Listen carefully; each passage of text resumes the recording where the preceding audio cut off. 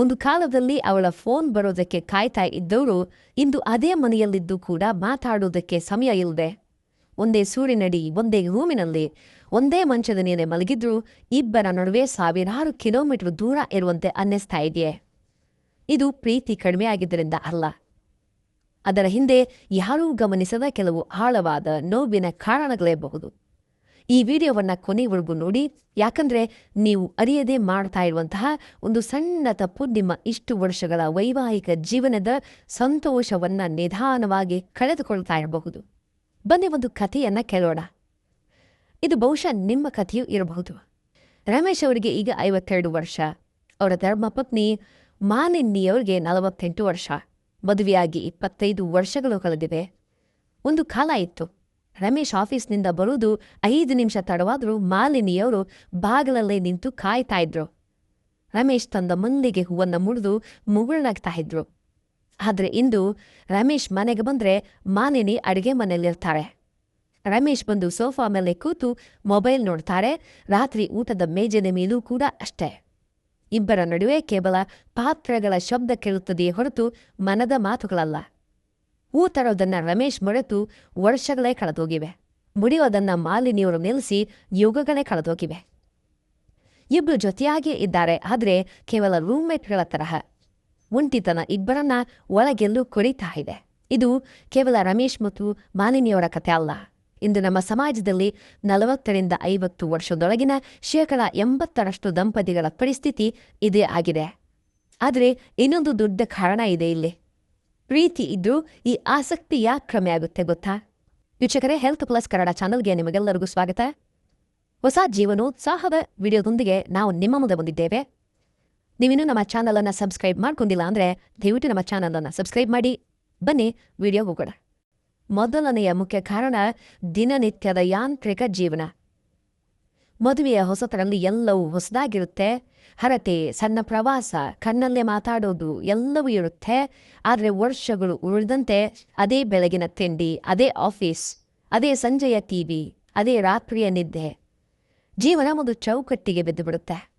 ಅದರಲ್ಲಿ ಯಾವುದೇ ರೋಮಾಂಚನ ಇರೋದಿಲ್ಲ. ಕೊನೆ ಬಾರಿ ನೀವಿಬ್ರು ಒಟ್ಟಿಗೆ ಕೂತ್ಕೊಂಡು ಯಾವುದೇ ಜವಾಬ್ದಾರಿಯ ಯೋಚನೆ ಇಲ್ಲದೆ ಮುಕ್ತವಾಗಿ ನಕ್ಕಿದ್ದು ಯಾವಾಗ? ನೆನಪಿಸ್ಕೊಳ್ಳಿ. ಈ ಯಾಂತ್ರಿಕತೆಯ ಸಂಬಂಧದ ಮೇಲಿರುವ ಆಸಕ್ತಿಯನ್ನು ನಿಧಾನವಾಗಿ ತಿಂದು ಹಾಕುತ್ತೆ. ಇದರಲ್ಲಿ ಅಚ್ಚರಿಯ ಸಂಗತಿ ಏನು ಅಂದರೆ, ಹೆಚ್ಚಿನವರು ಇದನ್ನು ವಯಸ್ಸಿನ ದೋಷ ಅಂತ ಅಂದ್ಕೊಳ್ತಾರೆ. ಆದರೆ ನಿಜವಾದ ಕಾರಣ ಎರಡನೆಯದು, ಭಾವನಾತ್ಮಕ ಸಂಪರ್ಕ ದುರ್ಬಲ ಆಗೋದು. ಮದುವೆಯ ಆರಂಭದಲ್ಲಿ ದೈಹಿಕ ಆಕರ್ಷಣೆ ಹೆಚ್ಚಿರುತ್ತೆ. ಆದರೆ 40 ದಾಟಿದ ನಂತರ ದೈಹಿಕ ಆಕರ್ಷಣೆಗಿಂತ ಭಾವನಾತ್ಮಕ ಬೆಂಬಲ ಮುಖ್ಯ ಆಗೋಗುತ್ತೆ. ಗಂಡನಿಗೆ ತನ್ನ ಕಷ್ಟವನ್ನು ಹೆಂಡತಿ ಕೇಳಬೇಕು ಅಂತ ಅನಿಸುತ್ತೆ. ಹೆಂಡತಿಗೆ ತನ್ನ ಮನದ ನೋವನ್ನು ಗಂಡ ಅರ್ಥ ಮಾಡ್ಕೊಳ್ಬೇಕು ಅಂತ ಅನಿಸುತ್ತೆ. ಆದರೆ ಇಬ್ಬರು ಪರಸ್ಪರ ಮಾತಾಡಿಸೋದನ್ನೇ ಬಿಟ್ಟಾಗ ಆ ಭಾವನಾತ್ಮಕ ಸೇತುವೆ ಮುರಿದು ಬಿಡುತ್ತೆ. ಪರಸ್ಪರರ ಜೊತೆ ಇದ್ರೂ ಏನೋ ಒಂದು ರೀತಿಯ ಶೂನ್ಯತೆ ಕಾಡೋದಕ್ಕೆ ತೊಡಗುತ್ತೆ. ಹೆಚ್ಚಿನ ದಂಪತಿಗಳು ಗಮನಿಸದ ಮೂರನೆಯ ಕಾರಣ ಇನ್ನೂ ಬಾಕಿ ಇದೆ. ಅದುವೇ ಒತ್ತಡ ಮತ್ತು ಜವಾಬ್ದಾರಿಗಳು. 40ರಿಂದ 60 ವಯಸ್ಸು ಇದೆಯಲ್ಲ, ಅದು ಮನುಷ್ಯನ ಜೀವನದ ಅತ್ಯಂತ ಕಷ್ಟದ ಹಂತ. ಒಂದು ಕಡೆ ಮಕ್ಕಳ ಶಿಕ್ಷಣ, ಅವರ ಮದುವೆ, ಅವರ ಭವಿಷ್ಯದ ಚಿಂತೆ. ಇನ್ನೊಂದು ಕಡೆ ವಯಸ್ಸಾಗುತ್ತಿರುವ ಪೋಷಕರ ಆರೋಗ್ಯದ ಜವಾಬ್ದಾರಿ. ಇವೆಲ್ಲದರ ನಡುವೆ ಗಂಡ ಹೆಂಡತಿ ಇಬ್ಬರೂ ಸಂಪಾದನೆಯ ಜಗತ್ತಿನಲ್ಲಿ ಜವಾಬ್ದಾರಿಯ ಸುಳಿಯಲ್ಲಿ ಸಿಲುಕಿ ಒದ್ದಾಡ್ತಾ ಇರ್ತಾರೆ. ಸಂಜೆಯಾಗೋಷ್ಟರಲ್ಲಿ ಇಬ್ಬರ ಶಕ್ತಿಯು ಉಡುಗಿ ಹೋಗಿರುತ್ತೆ. ಇನ್ನು ಪರಸ್ಪರ ಪ್ರೀತಿ ತೋರಿಸೋದಕ್ಕೆ, ಆಸಕ್ತಿಯಿಂದ ಮಾತಾಡೋದಕ್ಕೆ ಶಕ್ತಿ ಎಲ್ಲಿಂದ ಬರಬೇಕು ಯೋಚನೆ ಮಾಡಿ. ಆದರೆ ಇದರ ಜೊತೆಗೆ ದೈಹಿಕ ಬದಲಾವಣೆಗಳು ಒಂದು ಪ್ರಮುಖ ಕಾರಣ ಆಗುತ್ತೆ. 4ನೆಯ ಕಾರಣ 40ರ ನಂತರ ಕಾಣಿಸಿಕೊಳ್ಳುವಂತಹ ಆರೋಗ್ಯದ ಸಮಸ್ಯೆಗಳು. BP, ಶುಗರ್, ಬೆನ್ನು ನೋವು, ಮಂಡಿ ನೋವು, ಹೀಗೆ ದೇಹದಲ್ಲಿ ಒಂದಲ್ಲ ಒಂದು ಕಿರಿಕಿರಿ ಶುರುವಾಗುತ್ತೆ. ದೇಹ ನಿತ್ರಾಣಗೊಂಡಾಗ ಮನಸ್ಸಿನಲ್ಲೂ ಉತ್ಸಾಹ ಕುಗ್ಗುತ್ತೆ. ತನ್ನದೇ ದೇಹದ ನೋವಿನೊಂದಿಗೆ ಹೋರಾಡುವಾಗ ಸಂಗಾತಿಯ ಕಡೆಗೆ ಗಮನ ಹರಿಸೋದು ಕಷ್ಟ ಆಗುತ್ತೆ. 5ನೆಯ ಕಾರಣ ಇದರ ಮುಂದುವರಿದ ಭಾಗ, ಹಾರ್ಮೋನ್ಗಳ ಬದಲಾವಣೆ. 40ರ ಆಸುಪಾಸಿನಲ್ಲಿ ಮಹಿಳೆಯರಲ್ಲಿ ಮೆನೋಪಾಸ್ ಅಂದರೆ ಋತುಬಂಧದ ಸಮಯ ಹತ್ತಿರವಾಗುತ್ತೆ ಅಥವಾ ನಡೆದಿರುತ್ತೆ. ಆ ಸಮಯದಲ್ಲಿ ಅವರ ದೇಹದಲ್ಲಿ ಅಗಾಧವಾದ ಹಾರ್ಮೋನ್ ಏರುಪೇರುಗಳಾಗ್ತವೆ. ಯಾವುದೇ ಕಾರಣ ಇಲ್ಲದೆ ಸಿಟ್ಟು ಬರೋದು, ಬೇಜಾರಾಗುವುದು, ದಣಿವಾಗುವುದು ಸಹಜ. ಇತ್ತ ಪುರುಷರಲ್ಲೂ ಆಂಡ್ರೋಪಾಸ್ ಕಾರಣದಿಂದ ಉತ್ಸಾಹ ಕಡಿಮೆಯಾಗುತ್ತಾ ಬರುತ್ತೆ. ಪರಸ್ಪರ ಈ ವೈಜ್ಞಾನಿಕ ಬದಲಾವಣೆಗಳನ್ನು ಅರ್ಥ ಮಾಡಿಕೊಳ್ಳದೆ ಇದ್ದಾಗ ಅವಳು ಮುಂಚಿನ ಥರ ಇಲ್ಲ, ಅವನು ಯಾವಾಗಲೂ ಸಿದಕ್ತಾನೆ ಅಂತನ್ನುವಂತಹ ತಪ್ಪು ತಿಳುವಳಿಕೆ ಮೂಡುತ್ತೆ. ಆದರೆ 6ನೆಯ ಕಾರಣ ಇದಕ್ಕಿಂತಲೂ ಅಪಾಯಕಾರಿ. ಅದುವೇ ಹೇಳಿಕೊಳ್ಳದ ಮನಸ್ತಾಪಗಳು. ಸಂಸಾರ ಅಂದಮೇಲೆ ಸಣ್ಣ ಪುಟ್ಟ ಜಗಳಗಳು ಸಹಜ. ಆದರೆ ಆ ಜಗಳಗಳನ್ನು ಅಂದಂದೆ ಬಗೆಹರಿಸಿಕೊಳ್ಳದೆ ಮನಸ್ಸಿನಲ್ಲೇ ಇಟ್ಕೊಂಡು ಕೂತ್ಕೊಂಡಾಗ ಅದು ಕಹಿಯಾಗಿ ಬದಲಾಗುತ್ತೆ. ಅಂದು ಆ ಕಷ್ಟದ ಸಮಯದಲ್ಲಿ ನನ್ನ ಗಂಡ ನನಗೆ ಸಾಥ್ ಕೊಡಲಿಲ್ಲ, ನನ್ನ ತಾಯಿಗೆ ನನ್ನ ಹೆಂಡತಿ ಗೌರವ ಕೊಡಲಿಲ್ಲ, ಇಂತಹ ಅಲೆಯ ನೆನಪುಗಳು ಮನಸ್ಸಿನ ಆಳದಲ್ಲಿ ಆಲದ ಮರದಂತೆ ಬೇರೂರಿ ಬಿಟ್ಟಿರುತ್ತವೆ. ಹೊರಗಡೆ ಮಾತಾಡದಿದ್ರೂ ಒಳಗೊಳಗೆ ಆಕ್ರೋಶ ಹೊಗೆಯಾಡ್ತಾ ಇರ್ತದೆ. ಈ ಕಹಿ ನೆನಪುಗಳಿರುವಾಗ ಪ್ರೀತಿ ಹೇಗೆ ಚಿಗುರೋದಕ್ಕೆ ಸಾಧ್ಯ? ಇನ್ನು ನಂಬರ್ 7 ಕೇಳಿದ್ರೆ ನಿಮಗೆ ನಿಜಕ್ಕೂ ಶಾಕ್ ಆಗಬಹುದು. ಯಾಕಂದ್ರೆ ಇದು ನಿಮ್ಮ ಮನೆಯಲ್ಲೂ ಪ್ರತಿದಿನ ನಡೆಯುತ್ತೆ. ಅದೇ ಮೊಬೈಲ್ ಮತ್ತು ಸೋಷಿಯಲ್ ಮೀಡಿಯಾ ಏಕಾಂಗಿತನ, ಒಂಟಿತನ. ಹೌದು, ಇಂದು ಗಂಡ ಹೆಂಡತಿಯ ನಡುವೆ 3ನೇ ವ್ಯಕ್ತಿಯಾಗಿ ಬಂದು ಕೂತ್ಕೊಂಡಿರೋದು ಈ ಸ್ಮಾರ್ಟ್ಫೋನ್. ಹಗಲೆಲ್ಲ ದುಡಿದು ಮನೆಗೆ ಬಂದಾಗ ಒಬ್ರಿಗೊಬ್ರು ಮುಖ ನೋಡಿ ಮಾತಾಡೋ ಬದಲು ಇಬ್ಬರು ತಲಾ ಒಂದು ಮೊಬೈಲನ್ನು ಹಿಡಿದು ರೀಲ್ಸ್ ನೋಡೋದರಲ್ಲಿ ಬ್ಯುಸಿಯಾಗಿರ್ತಾರೆ. ಪಕ್ಕದಲ್ಲಿ ಹೆಂಡತಿ ಇದ್ರೂ ಗಂಡನಿಗೆ ಫೇಸ್ಬುಕ್ ಇಂಪಾರ್ಟೆಂಟ್ ಆಗುತ್ತೆ. ಗಂಡ ಪಕ್ಕದಲ್ಲೇ ಇದ್ರೂ ಹೆಂಡತಿಗೆ ವಾಟ್ಸಪ್ ಮುಖ್ಯವಾಗುತ್ತೆ. ಅಕ್ಕಪಕ್ಕದಲ್ಲೇ ಕೂತಿದ್ರೂ ಮನಸ್ಸುಗಳು ಮಾತ್ರ ಮೈಲುಗಳಷ್ಟು ದೂರವಿರುತ್ತೆ. ವಿಡಿಯೋದ ಕೊನೆಯ ಭಾಗದಲ್ಲಿ ನಾನು ಹೇಳುವ ಪರಿಹಾರ ಹಲವರ ಬದುಕು ಬದಲಿಸಬಹುದು. ಅದನ್ನು ಮಿಸ್ ಮಾಡಬೇಡಿ. ಆದರೆ ಅದಕ್ಕೂ ಮುನ್ನ 8ನೆಯ ಕಾರಣವನ್ನು ನೋಡಿ. ಪ್ರಶಂಸೆಯ ಕೊರತೆ. ಮನುಷ್ಯನಿಗೆ ಎಷ್ಟೇ ವಯಸ್ಸಾದರೂ ತನ್ನನ್ನು ಯಾರಾದರೂ ಮೆಚ್ಚಬೇಕು, ಪ್ರಶಂಸಿಸಬೇಕು ಅಂತನ್ನುವಂತಹ ಆಸೆ ಇದ್ದೇ ಇರುತ್ತೆ.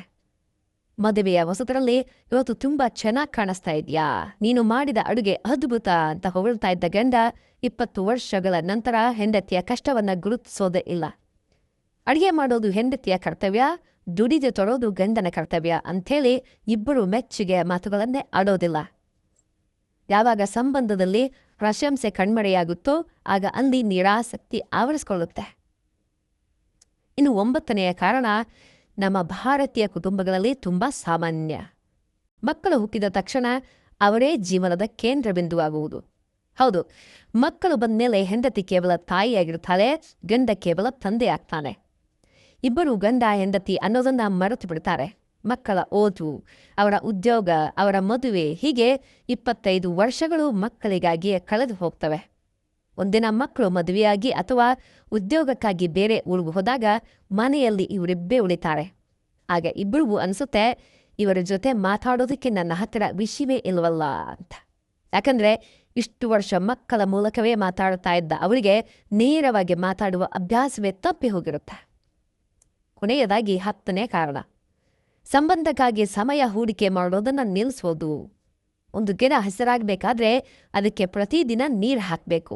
ಮದುವೆಯಾಗಿ ಇಷ್ಟು ವರ್ಷವಾಯಿತು, ಇನ್ನು ಇವಳು ಎಲ್ಲಿ ಹೋಗ್ತಾಳೆ, ಇವನು ಎಲ್ಲಿ ಹೋಗ್ತಾನೆ ಅಂತನ್ನುವಂತಹ ಉದಾಸೀನತೆ ಬಂದುಬಿಡುತ್ತೆ. ಸಂಬಂಧವನ್ನು ನಾವು ಗ್ಯಾರಂಟಿ ಅಂದುಕೊಂಡಾಗ ಅಲ್ಲಿ ನಿರ್ಲಕ್ಷ್ಯ ಶುರುವಾಗುತ್ತೆ. ನಿರ್ಲಕ್ಷ್ಯವೇ ನಿರಾಸಕ್ತಿಗೆ ಮೊದಲ ಹೆಜ್ಜೆ.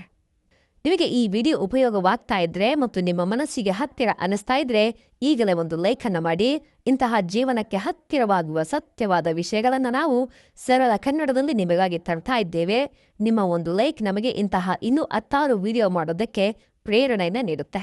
ಬಂಧುಗಳೇ, ಈಗ ಯೋಚನೆ ಮಾಡಿ, ಇಲ್ಲಿ ಪ್ರೀತಿ ಇಲ್ಲ ಅಂತಲ್ಲ, ಒಬ್ಬರ ಜೊತೆ ಬದುಕುತ್ತಾ ನಿಧಾನವಾಗಿ ಒಬ್ಬರನ್ನೊಬ್ಬರು ಕಳೆದುಕೊಳ್ಳುವ ಪರಿಸ್ಥಿತಿ ಬರುತ್ತೆ. ಹಾಗಾದರೆ ಇದಕ್ಕೆ ಪರಿಹಾರವೇ ಇಲ್ಲವೇ? ಖಂಡಿತ ಇದೆ. ನಿಮ್ಮ ವಯಸ್ಸು 50 ಆಗಿರಲಿ, 60 ಆಗಿರಲಿ ಅಥವಾ 70 ಆಗಿರಲಿ, ನಿಮ್ಮ ವೈವಾಹಿಕ ಜೀವನದಲ್ಲಿ ಮತ್ತೆ ಆ ಹಳೆಯ ರಂಗು, ಆ ಹಳೆಯ ಪ್ರೀತಿಯನ್ನು ತರೋದಕ್ಕೆ ಕೆಲವು ಸರಳ ಮತ್ತು ಪ್ರಾಯೋಗಿಕ ಮಾರ್ಗಗಳಿದ್ದಾವೆ. ಮೊದಲನೇದಾಗಿ, ಪ್ರತಿದಿನ ಕೇವಲ 15 ನಿಮಿಷಗಳನ್ನು ನಿಮಗಾಗಿ ಮೀಸಲಿಡಿ. ಈ 15 ನಿಮಿಷಗಳಲ್ಲಿ ಯಾವುದೇ ಮಕ್ಕಳ ಚಿಂತೆ ಇರಬಾರ್ದು, ಹಣದ ಯೋಚನೆ ಇರಬಾರ್ದು, ಮೊಬೈಲ್ ಫೋನ್ಗಳು ಹತ್ತಿರವೂ ಇಟ್ಕೊಳ್ಬೇಡಿ. ಕೇವಲ ಇಬ್ಬರೇ ಕೂತ್ಕೊಂಡು ಚಹಾವನ್ನು ಕುಡಿಯುತ್ತಾ ಹಳೆಯ ದಿನಗಳನ್ನು ನೆನಪಿಸ್ಕೊಳ್ಳಿ. ನಿಮ್ಮ ಕಾಲೇಜು ದಿನಗಳು, ಮದುವೆಯ ಆರಂಭದ ದಿನಗಳ ತಮಾಷೆಯ ಪ್ರಸಂಗಗಳನ್ನು ಮಾತಾಡಿ. ನೆನಪುಗಳಿಗೆ ಹಳೆಯ ಪ್ರೀತಿಯನ್ನು ಜಾಗೃತಗೊಳಿಸುವಂತಹ ಅದ್ಭುತ ಶಕ್ತಿ ಇದೆ. 2ನೇದಾಗಿ, ಒಟ್ಟಿಗೆ ವಾಕಿಂಗ್ ಹೋಗುವ ಅಭ್ಯಾಸ ಮಾಡಿಕೊಳ್ಳಿ. ಬೆಳಗ್ಗೆ ಅಥವಾ ಸಂಜೆ ಕೇವಲ 20 ನಿಮಿಷ ಒಟ್ಟಿಗೆ ನಡೆದುಕೊಂಡು ಹೋಗಿ. ಹೊರಗಿನ ಪ್ರಕೃತಿ, ಶುದ್ಧ ಗಾಳಿ ಮತ್ತು ಸಂಗಾತಿಯ ಸಾನ್ನಿಧ್ಯ ನಿಮ್ಮ ಮನಸ್ಸನ್ನು ಪ್ರಫುಲ್ಲಗೊಳಿಸುತ್ತಾ. ಕೈ ಹಿಡಿದು ನಡೆಯಬೇಕಾಗಿಲ್ಲ. ಪಕ್ಕದಲ್ಲಿ ನಡೆದು ಸಣ್ಣ ಪುಟ್ಟ ವಿಷಯಗಳನ್ನು ಹಂಚಿಕೊಂಡ್ರೂ ಸಾಕು, ಇಬ್ಬರ ನಡುವಿನ ಅಂತರ ಕಡಿಮೆಯಾಗುತ್ತಾ. 3ನೇದಾಗಿ, ಸಣ್ಣ ಪುಟ್ಟ ವಿಷಯಗಳಿಗೂ ಪ್ರಶಂಸೆಯನ್ನು ಕೊಡಿ. ಇಂದು ಹೆಂಡತಿ ಮಾಡಿದ ಕಾಫಿ ಚೆನ್ನಾಗಿದ್ರೆ ಕಾಫಿ ತುಂಬ ಅದ್ಭುತವಾಗಿದೆ ಕಣೆ ಅಂತ ಹೇಳಿ. ಗಂಡ ನಿಮಗಾಗಿ ಯಾವುದೋ ಒಂದು ಸಣ್ಣ ವಸ್ತುವನ್ನು ತಂದುಕೊಟ್ರೆ ಥ್ಯಾಂಕ್ಸ್, ನೆನ್ಪಿಟ್ಕೊಂಡು ತಂದಿದ್ದೀರಲ್ಲ ಅಂತ ಪ್ರೀತಿಯಿಂದ ಹೇಳಿ. ಈ ಸಣ್ಣ ಮಾತುಗಳು ಅವರ ಮುಖದಲ್ಲಿ ತರುವಂತಹ ನಗು ನಿಮ್ಮ ಸಂಬಂಧದ ಮೇಲಿರುವ ನಿರಾಸಕ್ತಿಯನ್ನು ಮಂಜಿನಂತ ಕರಗಿಸ್ಬಿಡ್ತವೆ. 4ನೇದಾಗಿ, ನಿಮ್ಮ ವಯಸ್ಸಿಗೆ ತಕ್ಕಂತೆ ಹೊಸ ಅನುಭವಗಳನ್ನು ಪ್ರಯತ್ನಿಸಿ. ವಾರಕ್ಕೊಮ್ಮೆ ಇಬ್ಬರೇ ನಿಮಗಿಷ್ಟವಾದ ಹೋಟೆಲ್ಗೆ ಹೋಗಿ ಊಟ ಮಾಡಿ ಬನ್ನಿ. ಅಥವಾ ಇಬ್ಬರಿಗೂ ಇಷ್ಟವಿರುವ ಯಾವುದಾದರೂ ದೇವಸ್ಥಾನಕ್ಕೆ, ಪ್ರಕೃತಿ ರಮಣೀಯ ತಾಣಕ್ಕೆ ಸಣ್ಣ ಪ್ರವಾಸವನ್ನು ಕೈಗೊಳ್ಳಿ. ದಿನನಿತ್ಯದ ಆ ಯಾಂತ್ರಿಕ ಜಗತ್ತಿನಿಂದ ಹೊರಬಂದಾಗ ಮನಸ್ಸಿಗೆ ಹೊಸ ಚೈತನ್ಯ ಸಿಗುತ್ತೆ. 5ನೇದಾಗಿ, ಪರಸ್ಪರ ದೈಹಿಕ ಮತ್ತು ಮಾನಸಿಕ ಬದಲಾವಣೆಗಳನ್ನು ಗೌರವಿಸಿ. ಹೆಂಡತಿಗೆ ಮೂಡ್ ಸ್ವಿಂಗ್ ಆಗ್ತಾ ಇದ್ರೆ ಗಂಡ ಅವಳಿಗೆ ಪ್ರೀತಿಯಿಂದ ಬೆಂಬಲ ನೀಡಬೇಕು. ಗಂಡ ಆಫೀಸಿನ ಒತ್ತಡದಲ್ಲಿದ್ದರೆ ಹೆಂಡತಿ ಅವನಿಗೆ ನೆಮ್ಮದಿಯ ವಾತಾವರಣ ಸೃಷ್ಟಿಸಬೇಕು. ಒಬ್ಬರನ್ನೊಬ್ಬರು ದೂಷಿಸುವ ಬದಲು ನಾನಿನ್ ಜೊತೆ ಇದ್ದೇನೆ ಅನ್ನುವಂತಹ ಅಭಯ ನೀಡಬೇಕು. ನೆನಪಿಡಿ, ಪ್ರೀತಿ ಒಮ್ಮೆಲೆ ಕಳೆದು ಹೋಗುವುದಿಲ್ಲ. ಅದು ನಿಧಾನವಾಗಿ ನಮ್ಮದೇ ಸಣ್ಣ ನಿರ್ಲಕ್ಷ್ಯದಿಂದ ದೂರವಾಗುತ್ತೆ. ಸಂಬಂಧಗಳು ದೊಡ್ಡ ದೊಡ್ಡ ಉಡುಗೊರೆಗಳಿಂದ ಅಥವಾ ಆಡಂಬರದಿಂದ ಉಳಿಯೋದಿಲ್ಲ. ಅವು ದಿನನಿತ್ಯದ ಸಣ್ಣ ಗಮನದಿಂದ, ಪರಸ್ಪರ ಕೊಡುವ ಗೌರವದಿಂದ ಮತ್ತು ಕಾಳಜಿಯಿಂದ ಮಾತ್ರ ಉಳಿಯುತ್ತೆ. ನಿಮ್ಮ ಬದುಕು ಸುಂದರವಾಗಿವೆ, ಅದನ್ನು ಯಾಂತ್ರಿಕತೆಗೆ ಬಲಿ ಕೊಡಬೇಡಿ. ಇಂದೇ, ಈ ಕ್ಷಣವೇ, ಈ ವಿಡಿಯೋ ಮುಗಿದ ತಕ್ಷಣ ನಿಮ್ಮ ಸಂಗಾತಿಯ ಮುಖವನ್ನು ಪ್ರೀತಿಯಿಂದ ಒಮ್ಮೆ ನೋಡಿ, ಒಂದು ಸಣ್ಣ ಮುಗುಳ್ನಗೆ ಬೀರಿ. ಸಾಧ್ಯವಾದರೆ ನಿಮ್ಮ ಸಂಗಾತಿಯ ಜೊತೆ ಈ ವಿಡಿಯೋವನ್ನು ಹಂಚಿಕೊಳ್ಳಿ. ಇಬ್ಬರು ಒಟ್ಟಿಗೆ ಕೂತ್ಕೊಂಡು ನೋಡಿ ನಿಮ್ಮ ಜೀವನವನ್ನು ಮತ್ತಷ್ಟು ಸುಂದರವಾಗಿಸಿಕೊಳ್ಳಿ. ಈ ವಿಡಿಯೋ ಇಷ್ಟ ಆದರೆ ಹ್ಯಾಪಿ ಲೈಫ್ ಅಂತೇಳಿ ಕಾಮೆಂಟ್ ಮಾಡಿ, ನಮ್ಮ ಚಾನಲನ್ನು ಸಬ್ಸ್ಕ್ರೈಬ್ ಮಾಡಿ. ಇನ್ನೊಂದು ಹೊಸ ವಿಷಯದೊಂದಿಗೆ ಮತ್ತೆ ಬರುತ್ತೀವಿ. ಧನ್ಯವಾದಗಳು. ಶುಭ ದಿನ.